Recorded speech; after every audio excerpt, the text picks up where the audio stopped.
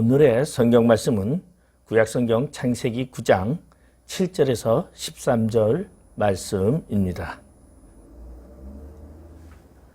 너희는 생육하고 번성하며 땅에 가득하여 그 중에서 번성하라 하셨더라. 하나님이 노아와 그와 함께한 아들들에게 말씀하여 이르시되 내가 내 언약을 너희와 너희 후손과 너희와 함께한 모든 생물 곧 너희와 함께한 새와 가축과 땅의 모든 생물에게 세우리니 방주에서 나온 모든 것 곧 땅의 모든 짐승에게니라.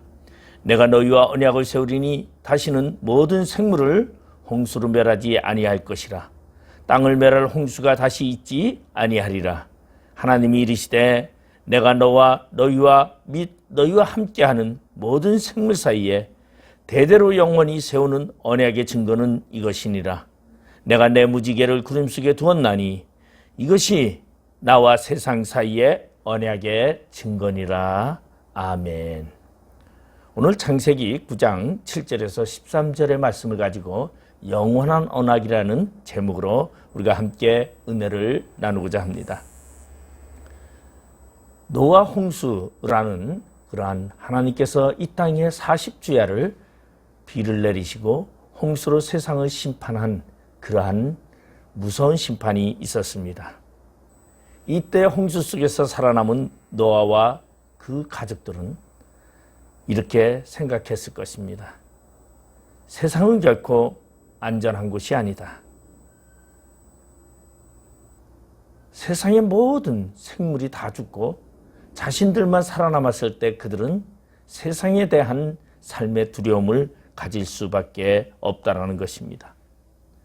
다시 말해서 노아 홍수는 하나님이 세우신 창조 질서를 파괴했던 것이고 그리고 하나님이 창조 질서를 중단했던 사건이라고 볼 수 있습니다.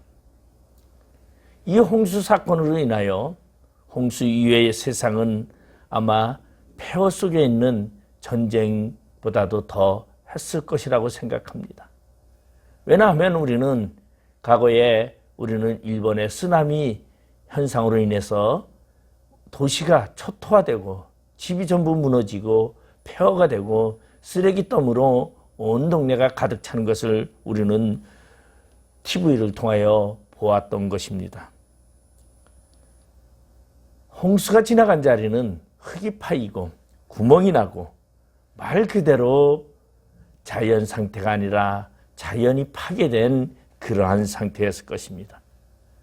이것을 본 노아와 노아 식구들은 이 세상은 결코 안전하지 않고 조금만 어떠한 환경 속에서도 파괴가 될 수밖에 없는 것이 세상이라고 깨달았을 것입니다. 이는 다시 말해서 세상에 그 어떠한 것도 절대적인 것이 없다라는 것입니다. 하나님의 명령에 따라 언제나 세상에 있는 것들은 파괴될 수도 있고 그리고 혼돈되어질 수 있다는 것입니다. 우리가 이 세상에 살아가면서 우리는 종종 삶의 안정 속에서 우리는 삶의 안정을 누리며 살아가고 있는가 아니면 우리는 삶의 불안정 속에서 오늘도 살아가고 있는가를 우리 자신을 한번 생각해 봐야 합니다. 만약에 안정 속에 살아가고 있는 사람이라면 그 사람의 심신 상태는 안정적일 것입니다. 그러나 삶 속에 불안한 감을 가지고 살아가는 사람은 그 사람의 마음에 이미 불안한 마음이 그 심리를 작용하고 있다는 것을 생각할 수 있습니다. 이와 같이 우리 신앙생활도 똑같다는 것입니다. 우리가 신앙생활을 하면서 여러분 우리가 이 세상에서 하나님을 바라보며 하나님을 향하여 오늘도 꾸준없이 달려가는 사람이 있는가 하면은 세상 것 때문에 아니면은 어떠한 염려 때문에 하나님을 향해서 달려가지 못하는 경우도 있다라는 것입니다. 그 차이점이 무엇일까요?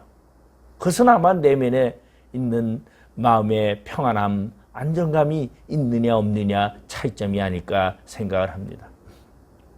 그래서 하나님은 말씀하시기를 나는 세상에 평화를 주노라고 말합니다. 그러면서 내가 주는 평화는 세상 것과 같이 아니한 하늘의 평안이라고 말하고 있습니다. 다시 말해서 하늘의 평안을 갖고 살아가는 사람은 이 세상 속에서 그 어떤 환난과 어려움 속에서도 평안함을 유지하며 살아가지만, 하늘의 평강이 없고 세상을 바라보며 세상을 통하여 평강을 누리고자 하는 사람들은 세상의 환경의 변화에 따라 그 마음도 혼돈스러워질 수밖에 없다라는 것입니다. 우리는 이렇게 불안정한 세상을 살아가면서 오늘도 우리는 이 세상의 불안정한 세상 속에서도 우리는 영원할 것처럼 살아가고 있습니다. 그리고 아둥바둥 우리는 또한 돈을 벌기 위해서, 또한 내가 요구하는 것들을 충족하기 위해서 우리는 살아가고 있습니다. 그러나 결코 이 세상은 그 어떠한 것도 안전한 곳이 없다라는 것입니다. 여러분, 만약 오늘이 여러분에게 삶의 마지막에 예배라면은 여러분 어떠한 마음으로 예배를 드리겠습니까? 내가 오늘의 마지막 삶이라면 오늘 하루의 삶이 어떻게 살겠습니까?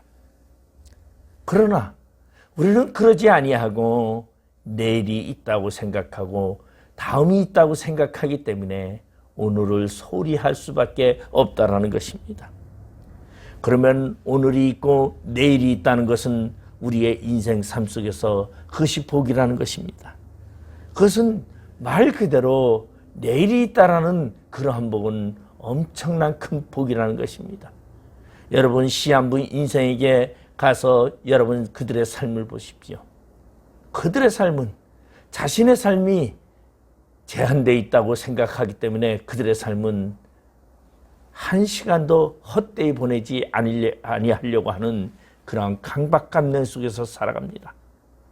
그러나 우리는 오늘도 살아가면서 내일이 있다고 생각하기 때문에 우리는 오늘의 삶을 충실보다는 우리는 대충으로 살아가고 있지 않은가 우리 자신을 돌아보면서 오늘의 삶에 충실을 기하는 그러한 삶이 우리 안에 있어야 하겠습니다. 다시 말해서 이 말은 우리의 인생의 삶 속에 질서와 정돈을 가지고 하나님을 바라보면서 하나님의 통치권 안에서 누리는 참 행복을 가져야 한다는 것입니다. 오늘 노아에게 하나님께서는 노아가 방주에서 나왔을 때 하나님은 노아에게 언약을 주셨습니다. 노아는 불안했습니다. 이 세상은 결코 안전한 곳이 아니었기 때문에 노아는 어떻게 살아갈까 막막했던 그 노아에게 하나님은 노아에게 무지개를 통해서, 구름 속의 무지개를 통해서 약속을 하셨습니다. 내가 다시는 이 세상을 물로 심판하지 아니하리라는 언약을 주셨다는 것입니다.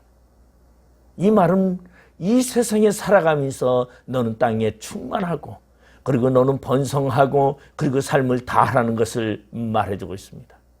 만약에 세상이 불안하다면 자신의 사명을 감당할 수가 없겠지요.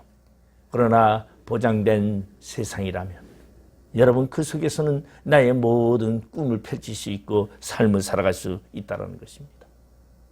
하나님은 오늘 노아에게, 방주에서 나온 노아에게 하나님은 복을 명령하셨습니다.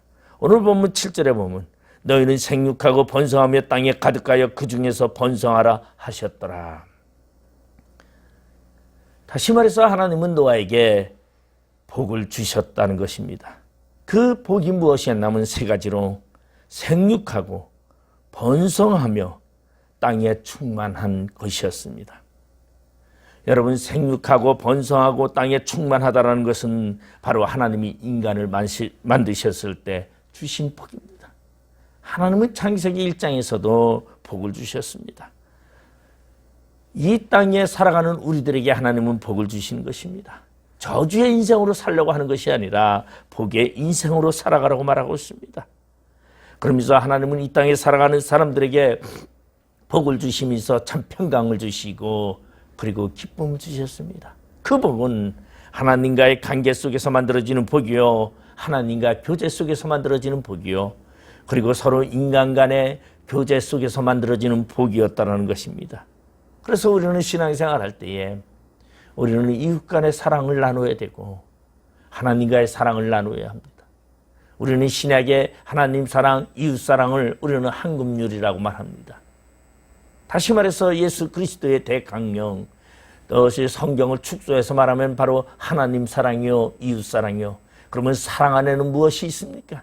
사랑 안에는 결코 두려움이 없나니 두려움에는 형벌이 따름이라고 요한일서 4장은 말하고 있습니다. 바로 그것입니다. 오늘도 하는 두려움 속에서 하나님이 너는 생육하고 번성하고 충만하라고 하는 말은 마음의 평강을 주신 겁니다. 복을 주신 겁니다. 두려워하지 말라는 것입니다. 그러면 오늘 본문에 나와 있는 이 말씀과 창세기 1장 28절에 나와 있는 우리 하나님이 인간을 만드시고 하신 말씀을 한번 대조해 볼 필요가 있습니다.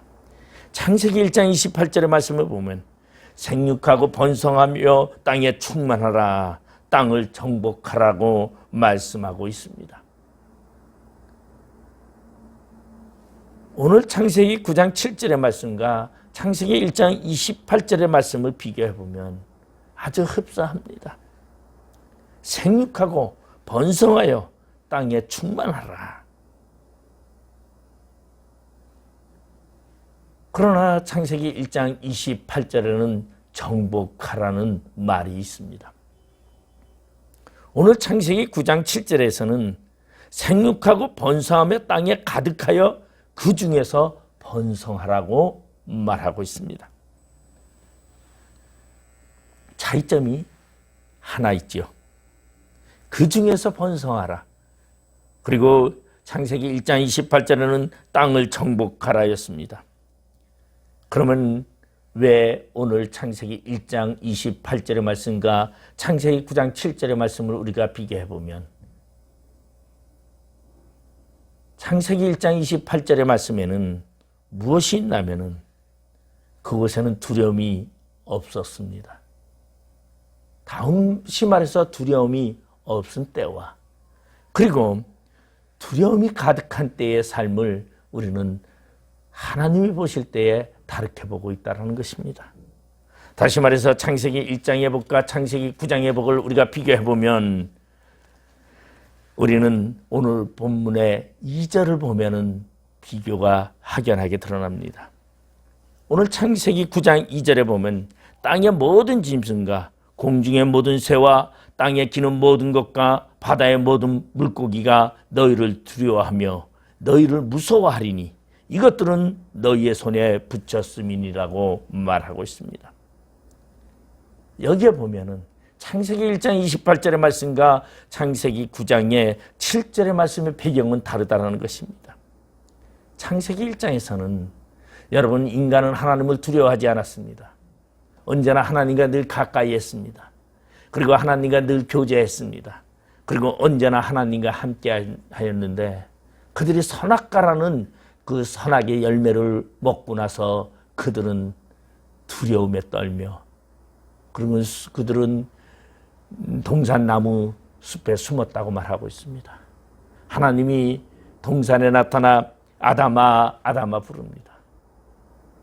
그때 아담과 하와는 하나님이 부르시는 그 부르심에 두려워 동산나무에 숨어 있었다는 것입니다.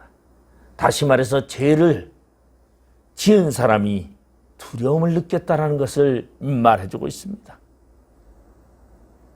죄의 두려움을 느끼는 사람은 오늘 창세기 9장에 보면은 하나님의 복을 이렇게 말하고 있습니다. 그런가 하면은 창세기 1장에는 죄가 없을 때의 아담의 모습을 우리는 발견할 수 있습니다. 다시 말해서 창세기 9장에서 오늘 노아가 이 세상에 왔을 때는 짐승과 인간 사이의 긴장 관계였습니다. 두려움의 관계였습니다. 오늘 본문 2절에 보면은 모든 것이 땅에 기는 모든 것과 바다의 모든 물고기가 너희를 두려워하며 너희를 무서워하리라. 여러분 우리도 또 죄를 졌기 때문에 우리도 하나님을 무서워하고 두려워합니다. 죄라는 것 때문에 두려움이 생겼고 무서움이 생겼다는 것입니다. 두려움과 무서움이 있는 자들은 결코 구원의 반열에 서지 못합니다. 그래서 요한일서 4장에 보면은 두려움에는 형벌이 따른다고 말하고 있습니다. 사랑에는 두려움이 없다고 말하고 있습니다. 여러분, 두려움 속에 무엇이 생겨납니까? 두려움 속에 살인이 생겨납니다.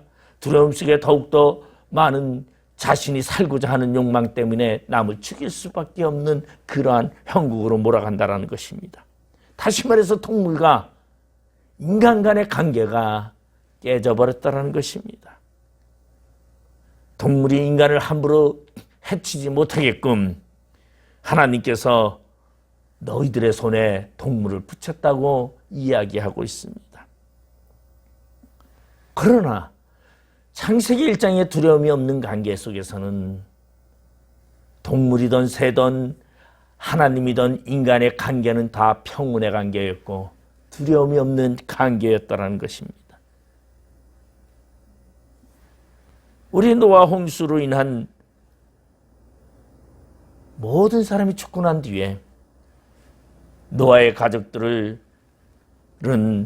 이 세상을 바라보면서 두려움 속에서 그래도 번성을 통하여 세상을 다스리고자 하는 그러한 하나님의 복이 있었다는 것입니다. 우리 창세기에서 보면은 땅을 정복하라고 했지만은 창세기 9장에서는 가득하여 땅에 가득하여 번성하라고 합니다. 똑같이 인간의 만물의 영장이지만 이제는 죄가 들어온 이후에는 인간의 삶의 노력이 있어야 합니다.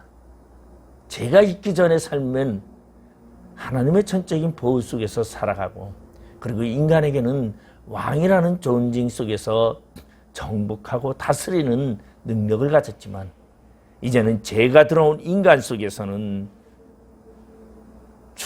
그만한 세력이 번성이라는 것을 통하여 대항해 할 수 있는 그러한 복이 생겼다는 것입니다. 오늘 홍수 심판으로 인해서 인간은 모든 만물들과 부조화가 일어났습니다. 홍수 이전에는 에덴 동산에서는 인간과 동물과 조화가 이뤘습니다. 하나님과의 관계 속에서도 두려움이 없었습니다.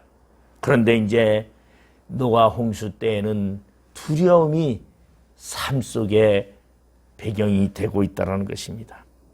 그러면 이런 두려움 속에서 그래도 하나님은 무엇을 주셨느냐? 인간에게 모든 창조물이 인간을 두려워하게끔 하면서 너희들 손에 모든 동물들을 붙였다고 말하고 있습니다. 그렇기 때문에 이것이 복이라는 것입니다. 죄를 지은 자에게도 하나님은 복을 주시고 있다는 것입니다. 여러분, 하나님이 선택한 사람은 오늘 죄를 져서도 하나님은 그 사람을 버리지 아니하시고 오늘 복을 주시는 겁니다. 여러분 땅에서 여러분의 삶을 충만하게 살아가시기 바랍니다.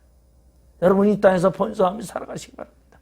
그리고 자신 있게 살아가시길 바랍니다. 왜냐하면 하나님은 우리에게 모든 것을 주셨습니다. 그렇기 때문에 우리는 하나님의 명령에 따라서 생육하고 번성해야 합니다. 여러분, 번성이라는 것은 널리 퍼진다, 많아진다라는 것입니다. 왜냐하면 우리가 세상을 두려워하는 것이 아니라 세상이 우리를 두려워하기 때문이다라는 것입니다. 많은 사람들은 세상을 두려워합니다. 그러나 세상이 우리를 두려워한다는 것을 여러분 생각하시기 바랍니다. 왜? 하나님이 우리에게 번성의 복을 주셨기 때문에, 그리고 그들을 세상의 그 어떤 것들을 다 우리 손에 붙이셨기 때문에 우리는 세상을 다스릴 수 있는 권한이 우리에게 있다는 것입니다. 오늘 노아에게도 하나님은 복을 주셨습니다. 그리고 두 번째로 9절의 말씀에 보면은 내가 내 언약을 너희와 너희 후손과 라고 말씀하고 있습니다. 오늘 하나님의 언약, 이 언약을 너희 후손에게 주겠다고 말하고 있습니다. 다시 말해서 후손에게 향한 언약을 주셨습니다.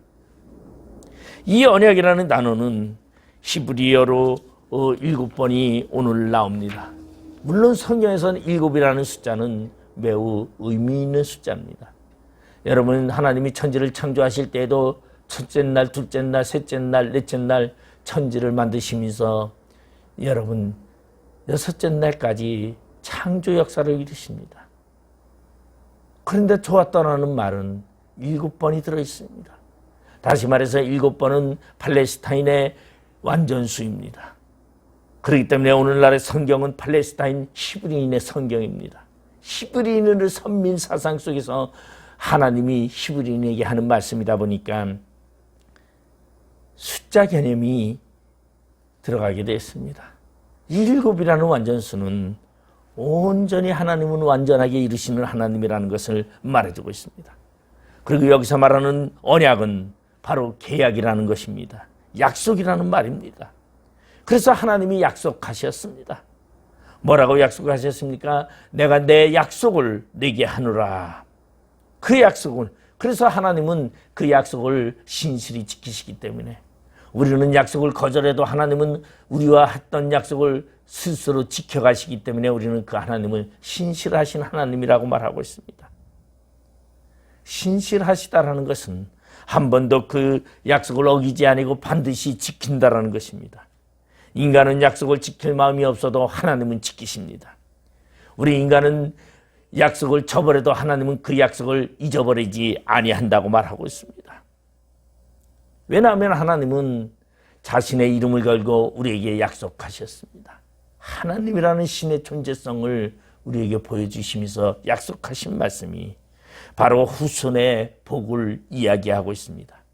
여러분, 예수를 믿는 사람들은 후손의 복을 받게 되어 있습니다. 여러분, 예수를 믿으면서 후손의 복을 받지 못한다면 뭔가가 그거는 잘못된 것입니다. 하나님은 후손에게 복을 주시기를 원하시는 하나님. 그래서 신명기던 여러분 성경 속에 바라보면은 천대에 이르러 복을 주신다고 말하고 있습니다.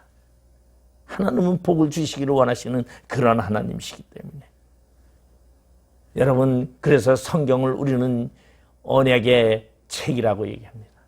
하나님이 우리에게 약속하신 책이라는 것입니다. 그래서 우리는 구약을 옛 언약이라고 말하고 있습니다.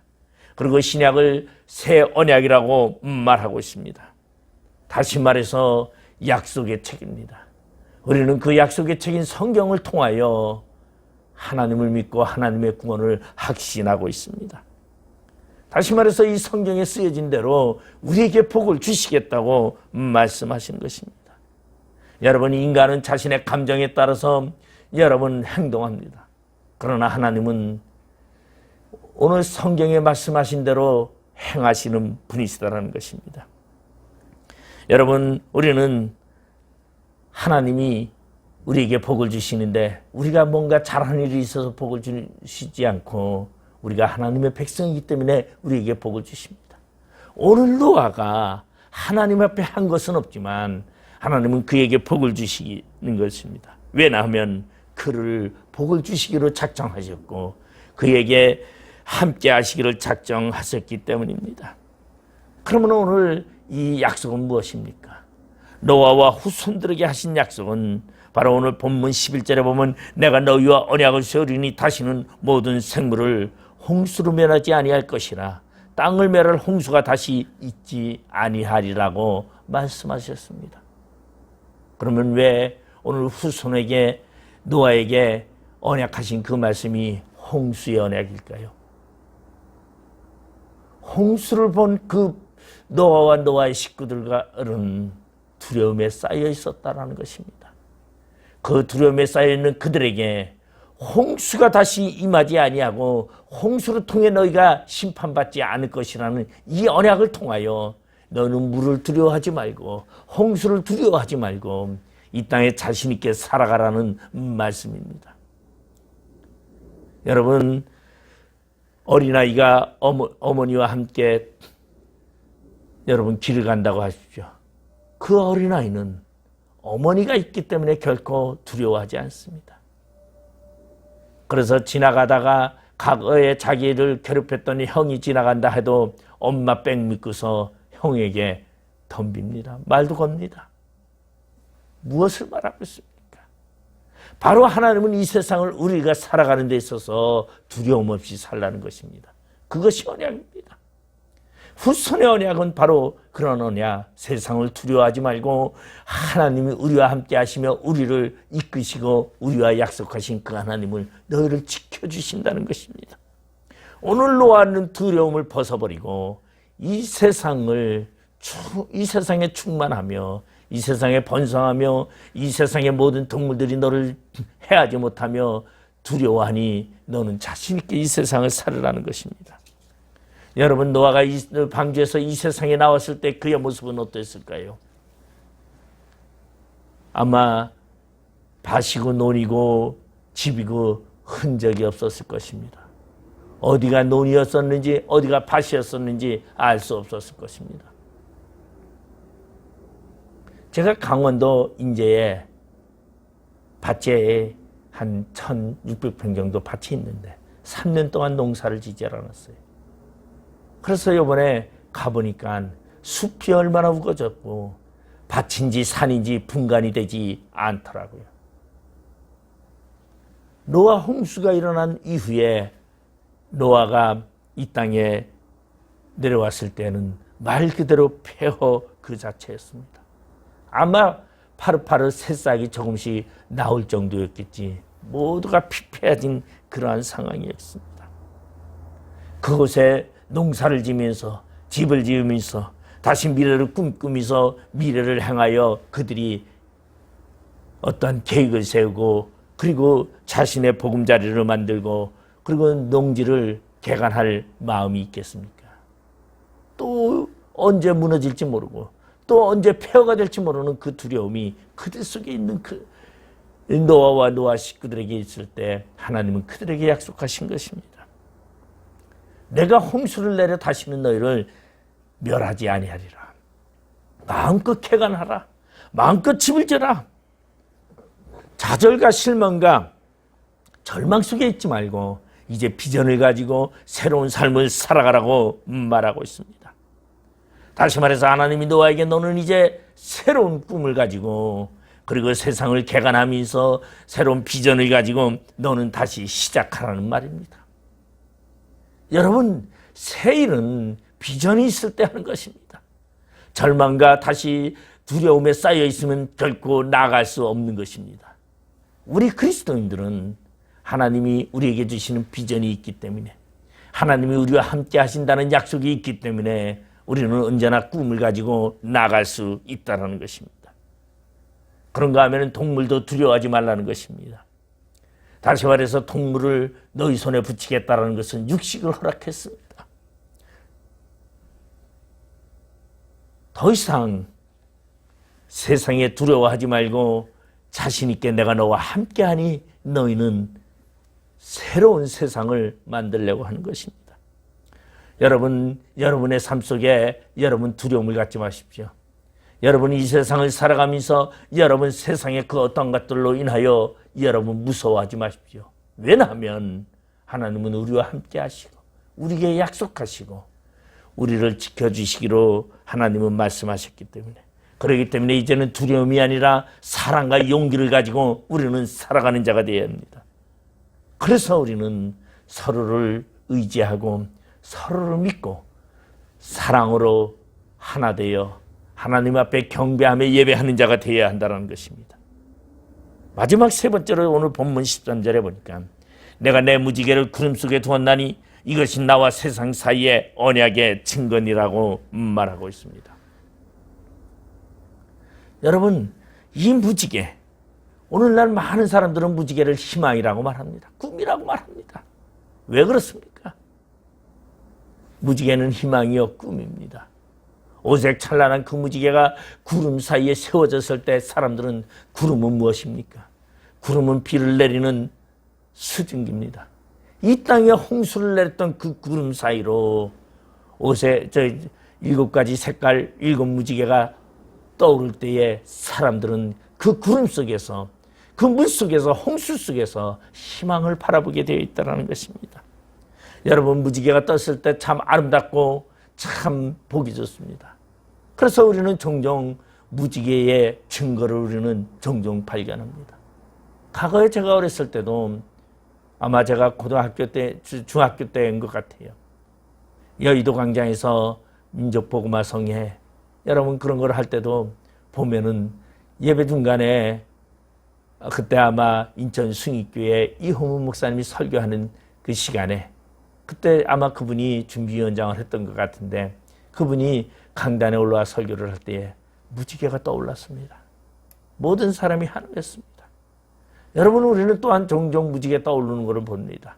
우리는 보니까 저는 참석해보지 않았지만은 강화문에서 예배 드릴 때에 무지개가 떠올랐다고 합니다. 그리고 우리는 이러한 무지개를 통하여서 하나님의 언약의 층표라고 우리는 생각하고 하나님을 찬양합니다. 바로 하나님은 우리에게 증거로 무지개를 주셨습니다. 이 무지개, 여러분 노아를 생각해 보십시오. 노아는 두려움이 가득합니다. 먹구름이 가득이면 노아는 불안할 수밖에 없습니다. 또 이 세상에 비가 내릴까 봐 노아나 노아 식구들은 두려울 수밖에 없습니다. 큰 먹구름이 비로 이 땅에 쏟아질 때에, 그리고 여러분 비가 쏟아질 때에 노아는 또 자신이 겪었던 모든 사람이 죽어가는 그 세상을 생각할 수밖에 없습니다. 두려움의 경험이요 처절한 경험을 겪었던 노아는 불안할 수밖에 없습니다. 그런데 하나님이 그 구름 사이로 무지개를 주신 것은 바로 두려워하지 말라는 것입니다. 내가 너와 함께함이라고 말하고 있습니다. 그래서 오늘 창세기 9장 16절에 보면 무지개가 구름 사이에 있으리니 내가 보고 나 하나님과 모든 육체를 가진 땅의 모든 생물 사이에 영원한 언약을 기억하리라고 말하고 있습니다. 영원한 언약.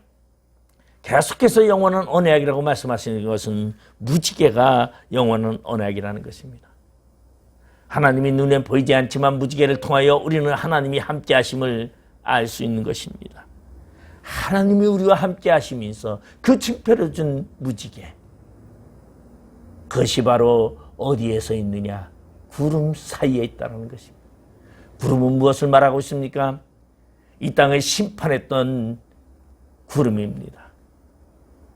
그래서 우리는 예수님이 오시는 그날에도 심판과 구원은 같이 이루어지게 되어 있습니다.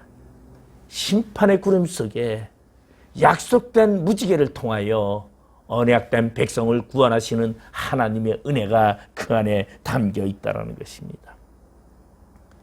그럼 왜 하나님은 하필이면 무지개로 증거를 삼으셨을까요? 무지개로 번역된 히브리어는 케세트라는 말입니다. 케세트라는 말은 다시 말해서 활이라는 말입니다. 활. 여러분 활 알죠? 쏘는 활. 그래서 이 활, 무지개로 상징되는 활을 구름 가운데 두셨다.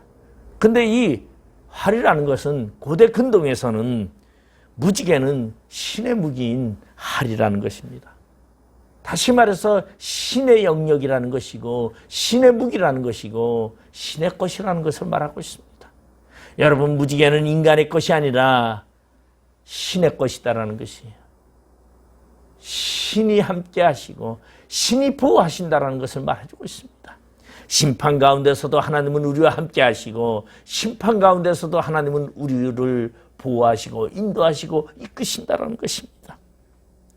여러분, 구름은 홍수로 쏟아낸 그 구름이지만 노아는 그 구름을 보아도 이제 두렵지 않습니다. 왜냐하면 구름 속에 있던 그 무지개를 보았기 때문이다라는 것입니다. 여러분, 욥이라는 사람은 하나님의 귀로만 듣다가 눈으로 보았다라는 고백을 할 때에 그는 진정으로 하나님을 알았다고 말하고 있습니다. 여러분, 하나님을 진정으로 본 자만이 하나님을 아는 것입니다. 여러분, 사냥감을 쫓는 사냥개가 무지하게 많습니다. 그 사냥개들이 사냥감을 쫓아가지만 도중에 다 돌아옵니다. 그러나 끝까지 쫓아가는 사냥개가 있다고 합니다. 그 사냥개는 사냥감을 보았기 때문에 쫓아간다는 것입니다. 그러면 다른 사냥개들은 그저 남이 뛰어가니 다른 사냥개가 뛰어간다는 것입니다. 그러다가 뛰다가 힘이 들고 그 하면 돌아온다는 거죠. 그러나 사냥감을 본 사냥개는 끝까지 쫓아간다는 것입니다. 여러분은 우리의 신앙이 그렇습니다. 하나님의 언약을 확실하게 본 사람은 끝까지 그 하나님의 언약을 행해서 달려갈 길을 다 간다는 것입니다. 오늘도 하나님은 여러분에게 말씀하고 계십니다. 오늘도 약속하고 계십니다. 내가 내 생명을 구원했노라. 너는 언약의 백성이다고 말씀하고 있습니다. 여러분, 우리는 언약된 백성입니다. 하나님의 생명에 함께한 하나님의 생명책에 기록된 백성입니다. 이 세상, 비록 죄악된 세상에 우리는 살지만 하나님은 죄악된 세상에서 우리에게 언약하시고 우리를 이게 말씀하셨습니다. 그렇기 때문에 우리는 오늘 그리스도의 십자가를 통하여 언약된 무지개를 바라보며 삽니다. 우리는 결코 심판받지 아니합니다. 주님이 심판하시고자 하는 그때에도 우리는 무지개 언약을 보았기 때문에, 하나님의 증거를 보았기 때문에 우리는 결코 생명을 잊지 않는다라는 것입니다. 여러분, 우리는 우리와 함께 하시는 하나님을 발견하시기 바랍니다. 하나님이 무지개를 두셨는데 구름 속에 두셨다고 그랬습니다. 구름 속에 두셨다는 것은 여러분, 세상의 심판 가운데 하나님의 약속을 주셨다는 것입니다. 여러분, 이스라엘 백성들이 애굽에서 출애굽하여 가나안에 들어갈 때도 너희는 가나안에 들어가거든 모세를 통하여 명령합니다. 가나안에 들어가거든 에발산과 그림심산에가 너희들은 하나님께 제단을 쌓은데 에발산에라 하나님께 제단을 쌓으라고 말하고 있습니다. 에발산은 무슨 곳입니까? 저주의 산입니다. 저주의 곳이지만 하나님은 이 저주의 곳에서 우리에게 약속하셨고 우리의 생명을 보존하신다고 말씀하셨습니다. 우리는 오늘도 그 하나님을 의지하면서 하나님의 약속을 믿으면서 하나님을 바라보며 여러분, 달려갈 길을 다가는 하나님의 거룩한 주님의 백성이 되시기를 주님의 이름으로 축원드리겠습니다. 기도하시겠습니다. 아버지 하나님, 은혜를 감사드립니다. 연약한 저희들, 죄악 가운데 빠져 두려움 속에 사는 저희들에게 하나님은 우리에게 말씀하시며 언약을 주시며 그리고 우리로 통하여 두려워하지 않게 하신 하나님의 은혜에 감사를 드립니다. 아버지 하나님, 세상이 아무리 무서울지라도 하나님의 은혜로 말미암아 우리는 세상을 이기는 자 됨을 믿고 날마다 하나님을 찬양하며 주님이 약속하신 그 약속을 부여잡고 달려갈 길을 다가는 주님의 거룩한 종들 되게 하여 주시고 하나님의 거룩한 백성 되어 이 땅에서 하나님을 증거하는 삶을 살아가게 하여 주시옵소서. 예수님의 이름으로 기도드리옵나이다. 아멘.